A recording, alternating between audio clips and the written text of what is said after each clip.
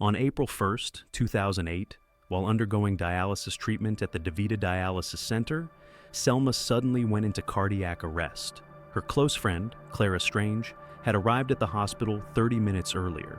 However, Clara also passed away from cardiac arrest. Leland Hamilton and Linda, two other patients at the center, witnessed a nurse injecting fluid into the veins of both of these patients. The nurse was identified as Kimberly Sayens. The Lufkin Police Department and the Centers for Disease Control, CDC, collaborated on the investigation. They discovered bleach in the syringes and tubes that had been used for 5 patients who had died. Kimberly Sayens was accused of murdering 10 people. The only way to prove the crime was to confirm that bleach had indeed entered the victims' bloodstreams. Let's dive deeper into this case. Clara Strange and Selma Metcalf were 2 close friends and dialysis patients at the DaVita Center. They met there and quickly became good friends. Clara, 77, was loved by everyone for her sweet and gentle personality. She had been a teacher, dedicating her life to educating children with disabilities at Lufkin State School. Clara, 68, and Selma got along very well, and it was no surprise given their many similarities. Selma's family described her as a fun-loving, affectionate person, despite the challenges of high blood pressure and diabetes that affected her social life. Her family always supported her, especially her daughter-in-law, a registered nurse who had been very caring. However, when her condition began affecting her kidneys, Selma clearly needed more assistance. As she began dialysis, she lost the confidence and the active lifestyle she had once enjoyed. Fortunately, she found a warm community at DaVita. There, her friendship with Clara made her feel at home, which helped her accept the reality of her situation. At first, the family was happy because every week on Tuesdays, Thursdays, and Saturdays, when Selma went to the center, she felt increasingly like part of a big family. But during her time at DaVita, Selma faced more obstacles than the typical dialysis patient. She often had to visit the emergency room, complaining of severe pain in her limbs, far beyond what patients usually experience after dialysis. Doctors believed she may have been overtreated, leading to severe issues. Although these symptoms were considered normal for Selma, her family found them concerning. She frequently endured pain and discomfort, to the point where there were times when she couldn't move or speak. On one occasion, the situation was clearly abnormal. Dialysis patients should not be paralyzed during treatment. When she went to the emergency room, due to a loss of sensation in her limbs, doctors discovered she had received too much heparin, a blood-thinning medication, which had seeped into her spinal cord, causing partial paralysis. Selma's family believed this was a medical error, but they didn't want to blame anyone for the repeated overdoses of heparin. After all, Selma's daughter-in-law was a registered nurse, and she didn't believe the other nurses could be so careless. Although the family tried to find another healthcare provider, Selma didn't want to leave DaVita. She really liked the place. The family contacted the center, but no one answered the phone, leaving them completely in the dark about the situation. Later, when they heard about the heparin issue, the family breathed a sigh of relief, thinking that the problematic medication could be the cause of Selma's pain. However, on April 1st, while receiving treatment at the center, Selma encountered something unusual. Initially, she experienced the typical side effects that any dialysis patient might go through. However, when Selma told the nurse that she was feeling uncomfortable, she suddenly went into cardiac arrest. Her heart stopped, and the nurses quickly intervened. One called for an ambulance, while others attempted CPR. Selma was rushed to the hospital, but by the time the family arrived, she had passed away. The family was furious that the center hadn't notified them in time. Had they known sooner, they might have made it to the hospital in time to say goodbye to Selma. They needed answers. They needed an explanation. Hospital staff discussed Selma's condition when she arrived at the emergency room. They described in detail the cardiovascular complications caused by dialysis. However, they were somewhat uneasy because Selma was the 3rd patient from DaVita to arrive that day, all with the same symptoms. What shocked the family even more was that Clara, Selma's best friend, had arrived at the hospital 30 minutes earlier. When the family learned this, they asked about Clara because they knew the two were close friends. They were stunned to find out that Clara also died from cardiac arrest. Everything seemed too coincidental. The similarities between Clara and Selma made the family feel uneasy. Although this was an unusual event, everyone needed to understand what was really happening. DaVita Dialysis Center's mission is to build the world's greatest healthcare community. The center provides treatment plans for all stages of kidney disease, with dialysis as the main service. Patients are connected to machines through their veins, and for several hours each day, the dialysis machine removes blood from the body, filters it, and returns it to the bloodstream, a process that the kidneys can no longer perform. Because patients endure long, painful, and repetitive experiences, nurses at the centers play a crucial role. They help patients feel at home, valued, and seen as whole people, not just patients. On April 1st, 2008, the day at DaVita went on as usual. Patients received treatment, chatted with nurses, and tried to make the most of their painful day. As the center tried to recover from recent tragedies, they continued as usual. Garland Kelly was another beloved patient at DaVita. The nurses said they really enjoyed chatting with him and hearing his stories. Carolyn Reisinger, another patient, described Garland as very friendly. On April 16, 2008, Garland came to the center for his regular dialysis treatment. After the nurse made sure he was comfortable and everything seemed fine, he rested for a while. While resting, Garland heard the familiar sound of the dialysis machine alarm going off. The alarm sounds when there is a problem with the tubing or when the blood can't flow from the machine back into the body. When the nurse ran in, Garland was in cardiac arrest. They checked the tubing for any issues and found a dark hair-like clump inside his tube. They thought it was a hairball. Garland's heart stopped briefly, and the nurses didn't have time to think about what they saw or why it was there. He was rushed to the hospital immediately. Although he was saved, the damage to his body and brain was too severe for him to recover. Unlike Selma's family, Garland's family had time to say goodbye before he passed, even though he couldn't communicate. Garland never woke up from that day and passed away in August 2008. Within 2 weeks, DaVita had witnessed 3 deaths. Several other patients also experienced unusual complications, making them realize that something was wrong. DaVita conducted an internal investigation but could not explain why so many patients were having negative reactions to treatment. They collected all the tubing and used water, checked the water, ensured the injections were done correctly, and tested the tubing for contaminants. But they didn't find anything abnormal. The only strange physical signs were that some nurses reported the machines occasionally acting strange, making noises or experiencing minor mechanical or electrical malfunctions. But this wasn't enough to cause the severe pain that the patients were experiencing. After the internal investigation, the center concluded that there was no major problem and reopened. However, on April 22nd, when Coralie came in for her routine dialysis, complications arose right from the start. Initially, her blood clotted. This wasn't completely unusual in dialysis and could easily be treated with heparin. Cora's tubing was replaced and treatment continued. When a nurse took a break, the machine's alarm went off again. She ran in and saw that Cora was fine, watching TV. But not long after, something unexpected happened.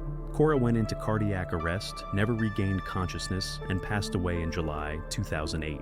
By then, DaVita seemed to be experiencing a peak of unusual events. They could only think of it as bad luck. But outsiders began to notice that the number of tragedies seemed disproportionate at this medical facility. They suspected it couldn't be a coincidence. What could they do?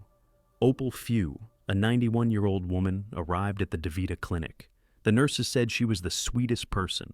They prayed for her, and Opal seemed to be improving a lot.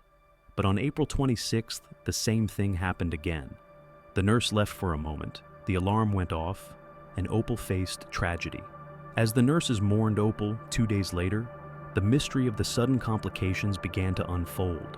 On April 28th, Lehman Hamilton and Linda sat together while receiving dialysis, chatting and laughing, reminiscing about the days before they spent so much time at DaVita. At that moment, Lehman noticed a nurse bringing in a bucket. The staff typically mix water and bleach in the bucket to disinfect the patient area. She didn't pay much attention, thinking the nurse might be preparing to clean up the recently vacated area. But when Lehman saw the nurse take a syringe from her pocket, dip it into the bucket, draw up the liquid, and put the syringe back into her coat pocket, she was shocked.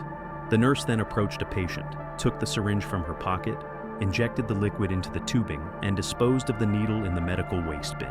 The patient, Marvel Rome, immediately went into severe hypotension. Lehman also saw the nurse do the same thing with Karen Reisner, leading to a similar serious complication. Linda and Lehman couldn't believe what they were witnessing. They knew they couldn't let this slide. Although Linda feared the consequences of reporting what they had seen, Lehman didn't hesitate. They reported what they had witnessed to another staff member. The nurse was identified as Kimberly Sayans. When DaVita management learned about the situation, they didn't want to overreact. Perhaps what was surprising was that the police did not immediately respond, and it seemed that no one had called them. The center quickly collected 2 medical waste bins where Kimberly was allegedly seen discarding the syringes, checking for bleach. When the tests came back positive, they knew they needed to contact the police. Kimberly was immediately sent home, and the center was closed for the police investigation.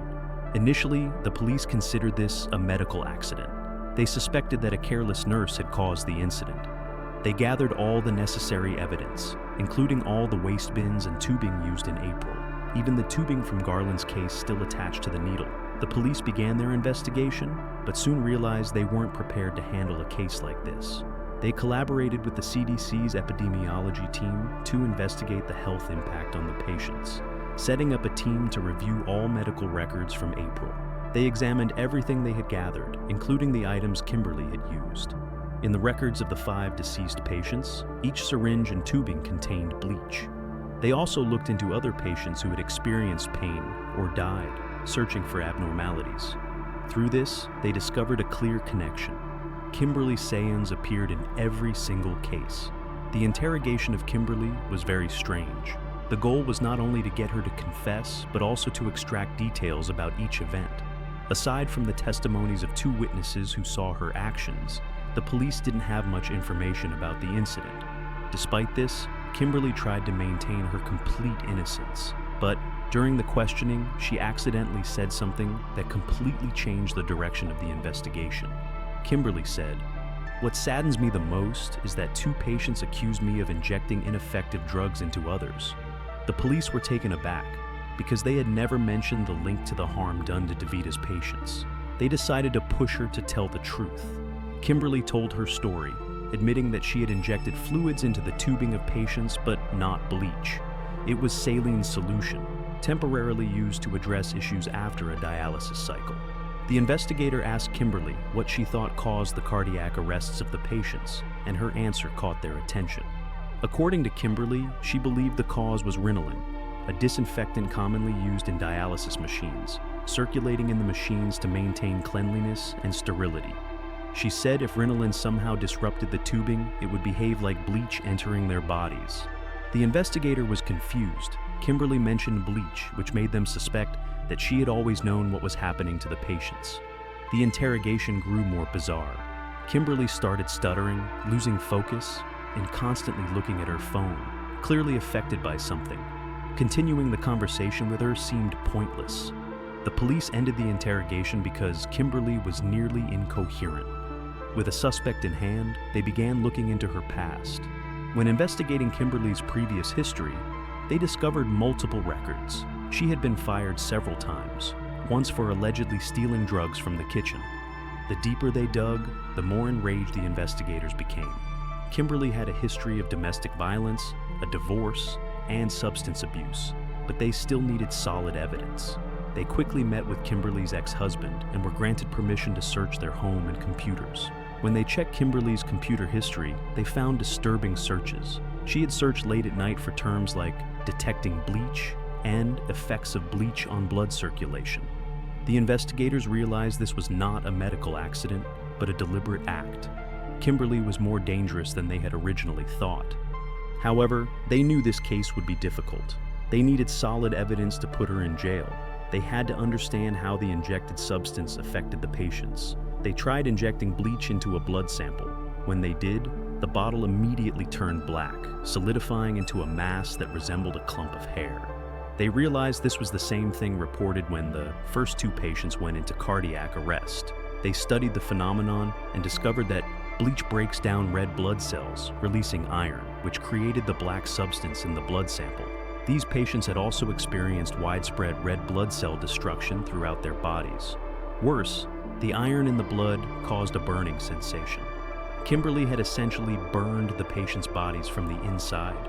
While this evidence was crucial, it was still indirect, convincing, but not enough under U.S. law. They needed irrefutable proof.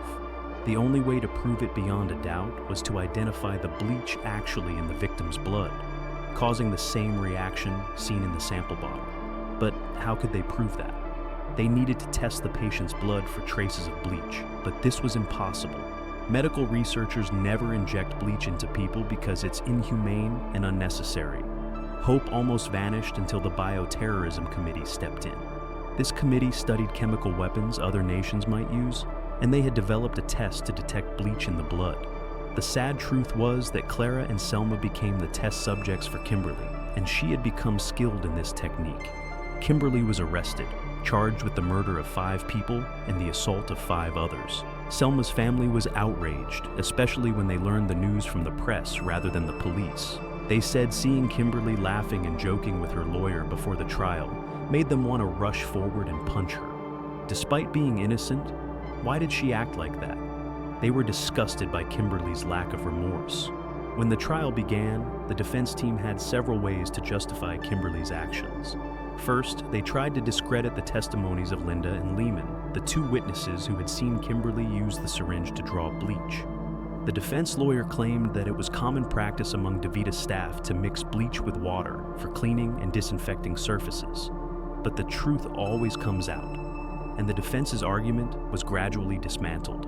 The jury deliberated for 2 days, a period full of tension for the prosecutor, investigators, and the victims' families.